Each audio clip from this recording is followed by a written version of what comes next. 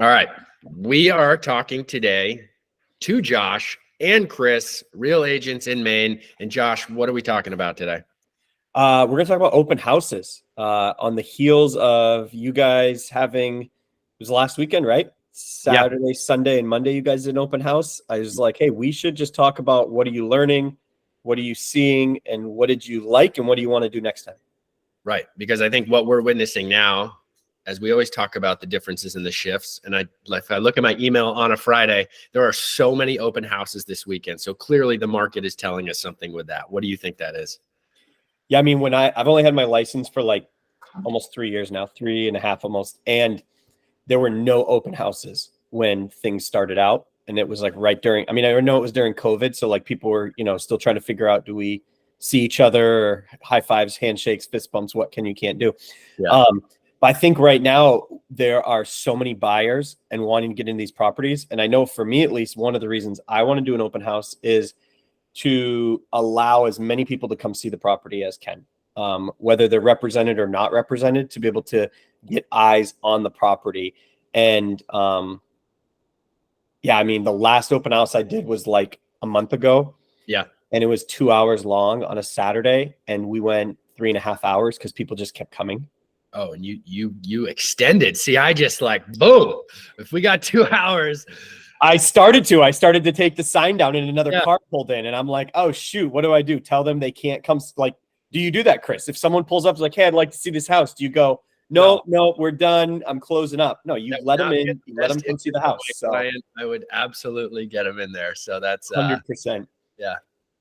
So before, I think one of the keys is, though, and what I'd like to chat about is just kind of the process of what do you do? What do you learn? What are we doing before an open house? Yeah. To promote the open house and prepare ourselves. What are you doing at the open house? And then what's your follow-up? Like, I think if we just talk through those three things, that'd be helpful for me to learn from you, and hopefully back and forth, but then also for anyone else to learn too. Yeah, absolutely. Because I'm constantly learning. There's so much to do. And there's different ways to do it. And so I think before the open house, I'm often thinking about making sure it's in the MLS, making sure Zillow has picked it up so people see it.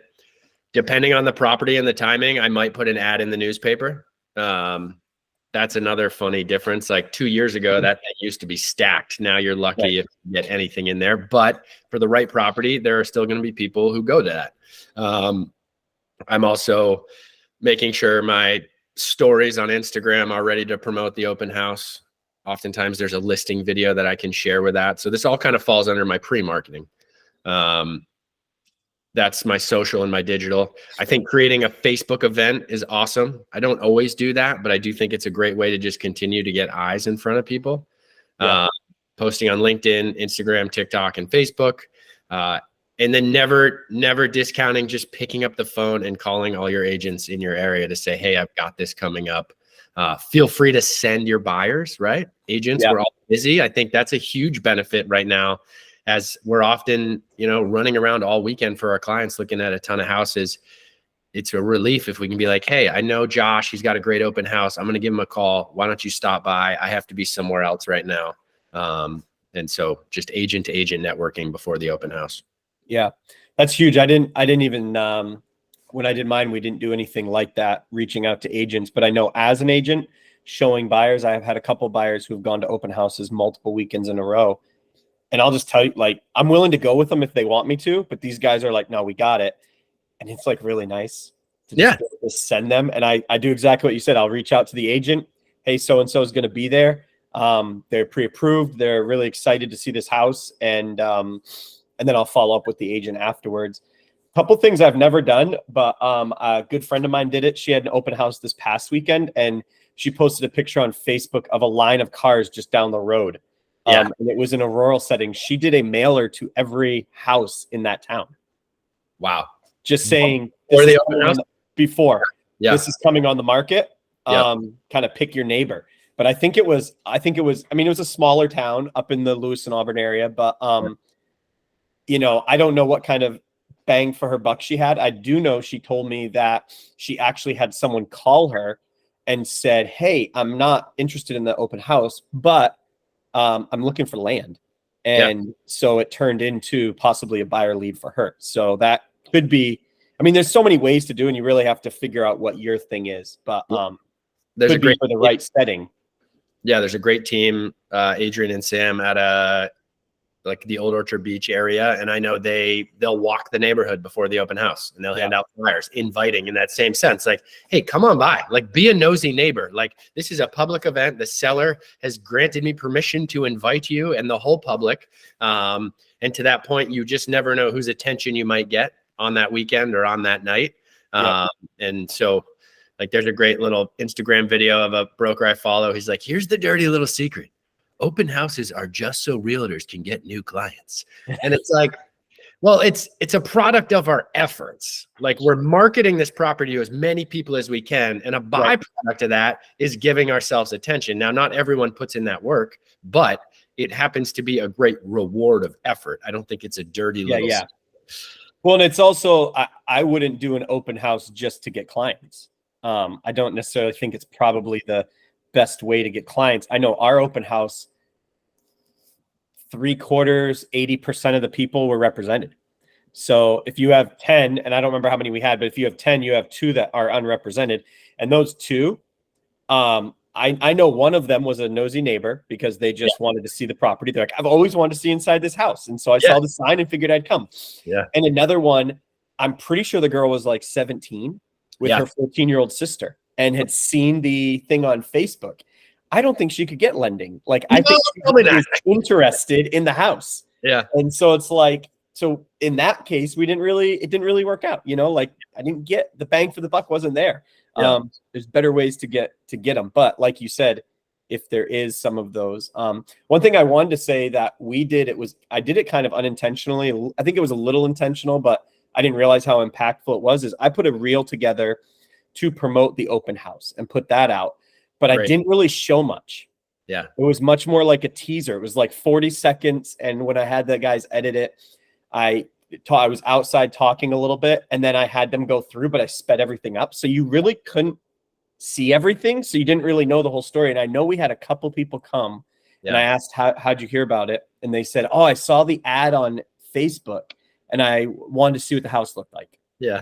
And one of them's in the process of trying to get a qualification or something like that for that price range. But so just as you're kind of telling the story of the house, I think maybe tempting people a little bit with that carrot, like, hey, I'm not going to show you everything in this house. You need to come check it out. But there are things you want to see in this house. That's great to get them there. And again, just the message of reaching as many people as you can because, you know, if no one shows up and you've done all this marketing, well, then there might have to be an important conversation, right?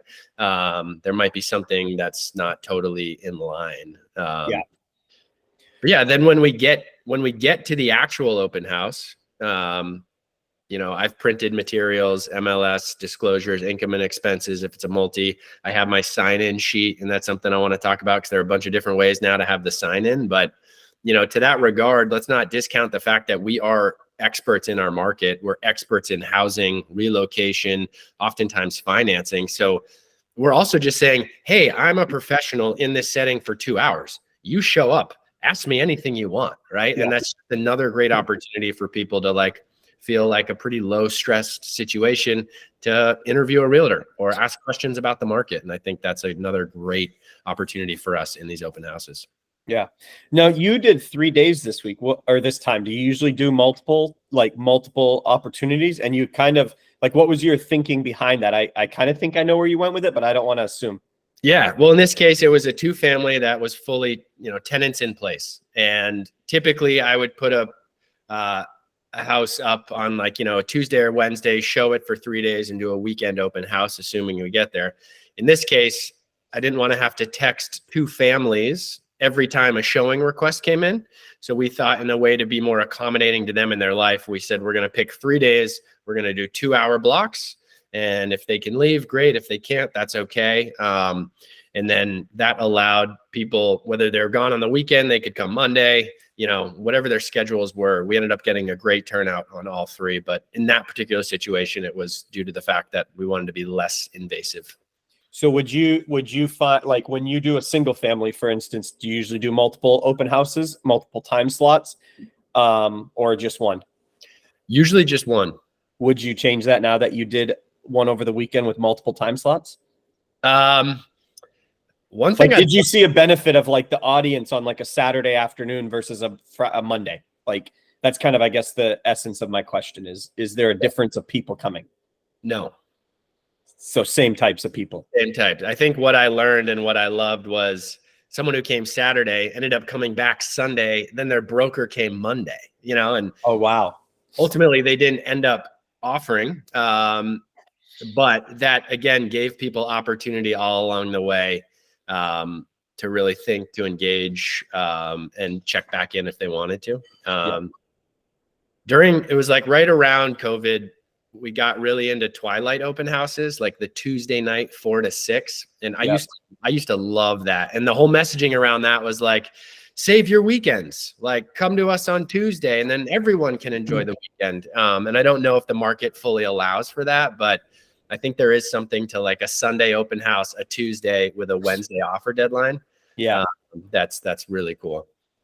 Yeah, I know seeing that you guys did it multiples and knowing the amount of people we had, and then just knowing my own life schedule, like how busy I can be and trying to figure out, well, what 2 hours is right. I've thought through on my next one, like, okay, do I do something like a Saturday or Sunday, you know, midday, even afternoon, whatever, and then do a weeknight for those people who are working, you know, work the weekends and can't get there, but want to come at like that twilight idea. So something I've been mulling around.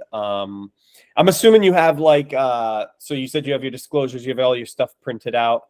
Now because you have a team, there was more than one of you at each one? Yeah. So there's 2 of us there, which worked out really well. If someone was unrepresented or their broker wasn't there, we'd offer to give them a tour. If their agent was there, we'd welcome them to go in. The situation and the location really helped kind of having 2 people do traffic control as well. But for a more standard single family home, I think I'd usually just have 1, but welcome as many people as want to come. Cause I think you can make these things as fun as you want, you know? Yeah. I had, this is kind of off topic, but you said fun. I had a friend who reached out to me after my last open house and he's like, dude, I wanted to come see that house.